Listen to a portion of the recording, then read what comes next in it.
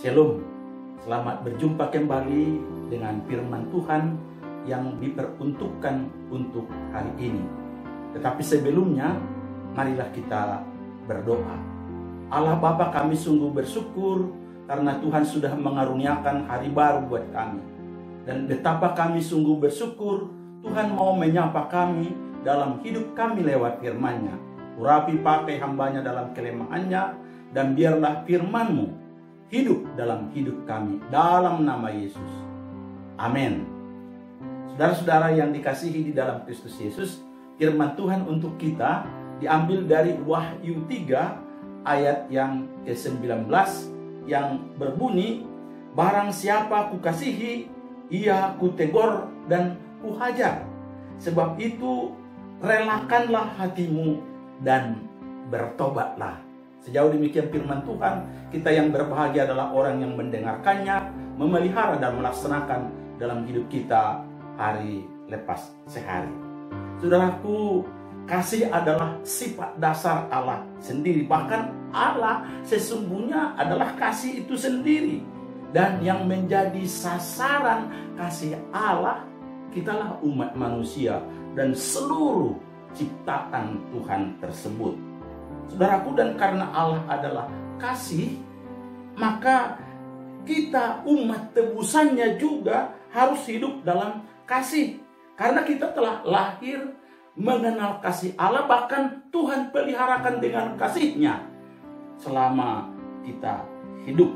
Dalam Yohanes 1, dalam 1 Yohanes 4 ayat 7 berbunyi, saudara-saudaraku yang kekasih, marilah kita saling mengasihi, sebab kasih itu berasal dari Allah.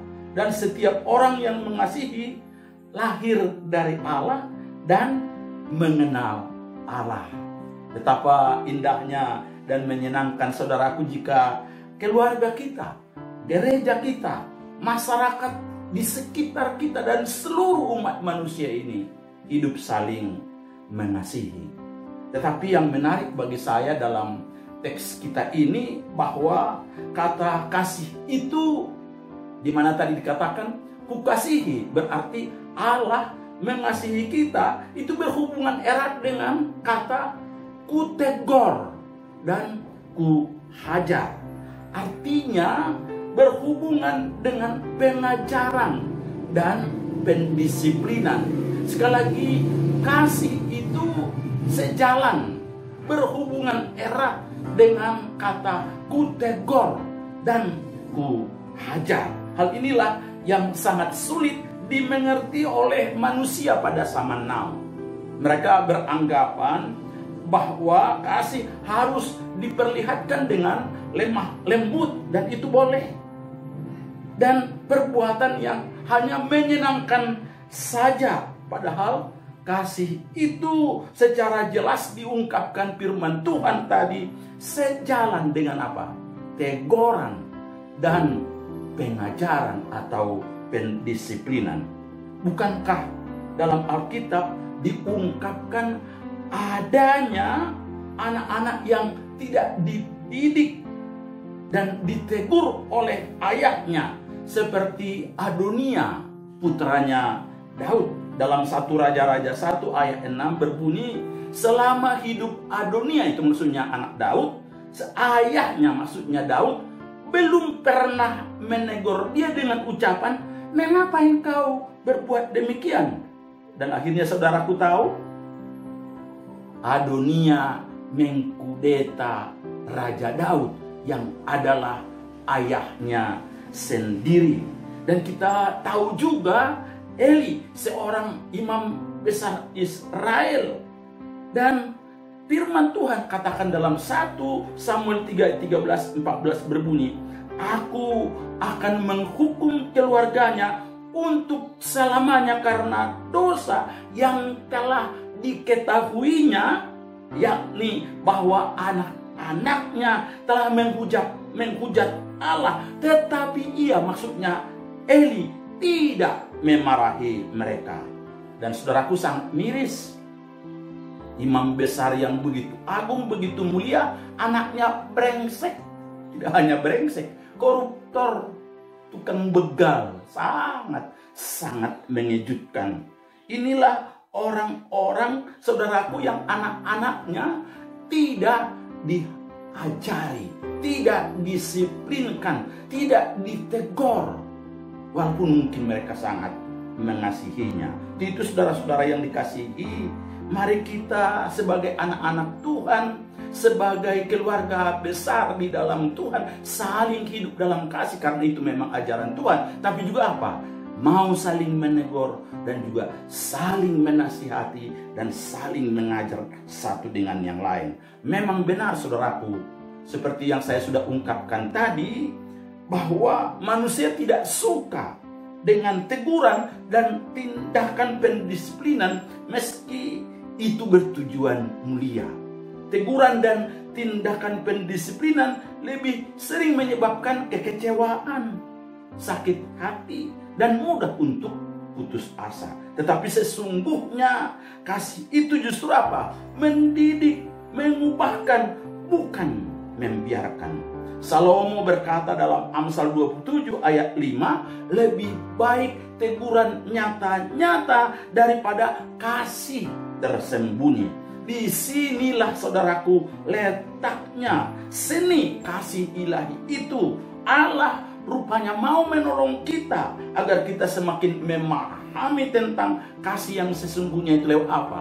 Teguran dan juga pendisiplinan. Saudara-saudara yang dikasihi di dalam Kristus Yesus, saya percaya ketika orang tua mengetahui anak-anaknya salah, reaksi normalnya adalah menasihati mereka, mendisiplinkan mereka, kadang-kadang secara keras, bahkan ada yang memarahinya.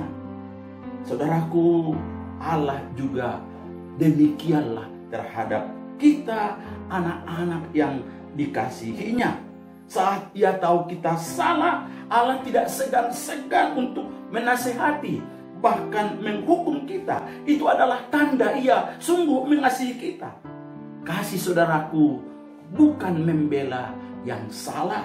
Kasih bukan semata-mata membalas budi baik orang yang mengasihi kita tanpa pamrih, tapi kasih juga rela berkorban dan juga apa? Menegur apabila ada yang salah. Untuk itu kita harus sadar bahwa ajaran pendisiplinan Tuhan bagi setiap kita, anak-anaknya, adalah tanda kasih-Nya kepada setiap kita.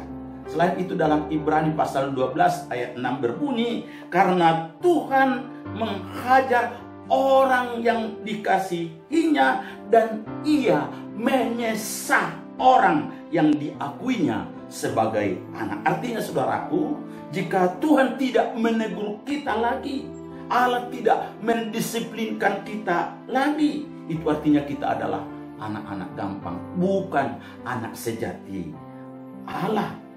Makanya itu diungkapkan dalam Ibrani 12 ayat 7 sampai ayat yang ke-8. Maka berbahagialah jika kita ditegurnya, karena tujuannya jelas adalah untuk apa? Memperbaiki kesalahan kita serta menguduskan hidup kita dari kehidupan yang berdosa, dan akibatnya terbentuklah karakter, tabiat, kehidupan yang menyerupai Kristus sesuai dengan firman Tuhan. Melaluinya firman Tuhan ungkapkan tadi, kita semakin bersungguh-sungguh. Memang di sini diungkapkan terjemahan LAI, relakanlah. Tapi sebenarnya lebih cocok terjemahannya, jadilah bersemangat, jadilah bersungguh-sungguh, dan bertobatlah. Saudaraku, kasih Allah pasti memampukan kita supaya apa? Semakin sungguh-sungguh bersemangat, sungguh-sungguh percaya, sungguh-sungguh rindu untuk lebih lagi berdoa, lebih lagi beribadah, lebih lagi bersekutu dengan Tuhan, lebih lagi melakukan pelayanan-pelayanan yang hebat bagi kemuliaan Tuhan di mana dan kapan Tuhan. Saudaraku, ada seorang bocah laki-laki membuat sebuah perahu mainan. Dengan penuh kegembiraan dia membawa perahunya itu ke tepi danau dan dia mau main mainan dengan perahunya. Tahu-tahu perahunya ini ya makin jauh dan tidak bisa lagi dijangkaunya. Dan dia mulai menangis. Beruntung ada seorang remaja lewat. Dan dia minta tolong kepada remaja itu untuk mengambil perahunya yang sudah jauh dari jangkauannya. Dia heran. Karena anak remaja ini mengumpulkan batu kerikil-kerikil yang kecil. Dan dia mulai melempari perahunya. Si bocah ini berteriak, "Jangan lempari perahuku. Jangan buat seperti itu. Aku rindu supaya perahuku menjadi bagianku." Dan si remaja berkata dengan penuh kasih, "Ya, perahumu akan kembali kepada engkau. Lihatlah secara seksama apa yang saya lakukan." Dan anak itu mulai melihat si remaja melempar perahunya itu bukan ke perahunya tepat, tapi justru melewati perahunya. Dan itu sudah diukur si remaja ini. Dan benar, ada riak-riak air, gelombang air. Dan tujuannya adalah apa? Makin membuat perahu itu bergeser dan terus bergeser mendekati tepian sehingga bisa dijangkau oleh anak kecil itu. Saudaraku yang dikasihi di dalam Kristus Yesus, kadang-kadang harus kita akui di saat kita tenang, di saat kita mapan, di saat kita stagnan, bisa karena kekayaan seperti jemaat Laodikia. Saat kita memiliki banyak hal, ya, mapan, sehingga kita mulai terlena. Di sana Allah datang menegur kita dengan teguran-teguran, kadang-kadang memang bisa kasar, membuat kita tidak enak hati. Tapi percayalah, justru dalam gelombang pencobaan yang kecil, bahkan yang pasti tidak melebihi kekuatan kita, Tuhan dengan penuh kasih-Nya mau menegur kita, mau mendisiplinkan kita, supaya kita memperoleh berkat yang berkelimpahan lagi. Karena ada pasti di sana damai sejahtera, ada sukacita besar yang telah disediakan Allah bagi kita yang ditegurnya, yang juga dihajarnya, didisiplinkannya untuk berkarakter seperti Yesus, hingga kita Tuhan panggil kelak. Kiranya Tuhan Yesus memberkati saudara. Amin.